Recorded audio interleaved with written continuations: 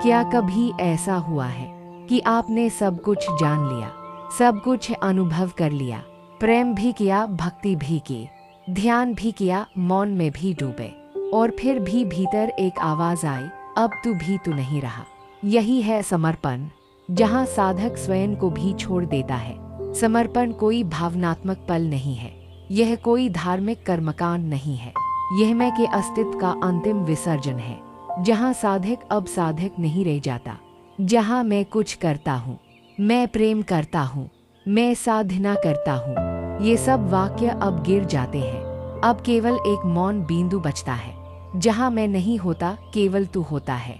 समर्पण और भक्ति में अंतर। भक्ति कहती है मैं तुझसे प्रेम करता हूँ, समर्पण कहता है मैं नहीं हूँ, केवल तू है।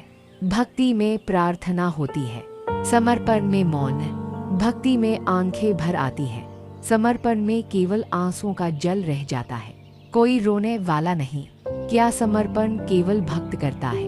नहीं, ज्ञान मार्गी भी अंततः समर्पण करता है, क्योंकि जो ज्ञानी अंत में कहता है नेति नेति यह नहीं वह नहीं, वह अंततः स्वयं को भी नकार देता है।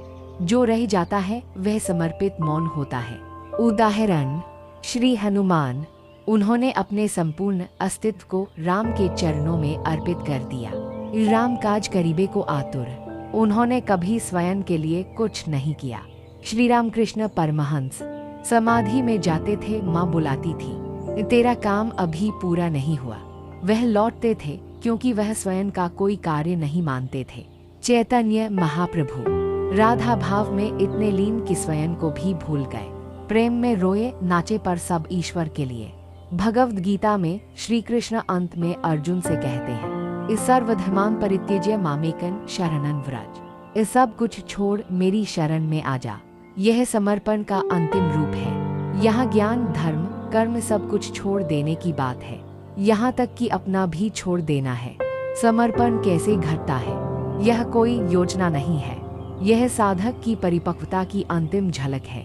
जब वह थक चुका होता है, सब कुछ जान चुका होता है, सब कुछ करके देख चुका होता है, तब वह कुछ करना बंद कर देता है, और तब ये समर्पण घटता है। समर्पण के बाद क्या शेष रहता है? कुछ नहीं है, पर वही कुछ नहीं सबसे पूर्ण होता है। अब साधक मैं नहीं कहता, अब वह कुछ नहीं मांगता, अब वह कुछ नहीं रोकता, अब वह केवल बहता है, जैसे गंगा, जैसे श्वास, जैसे मौन। निष्कर्ष समर्पण क्या देता है?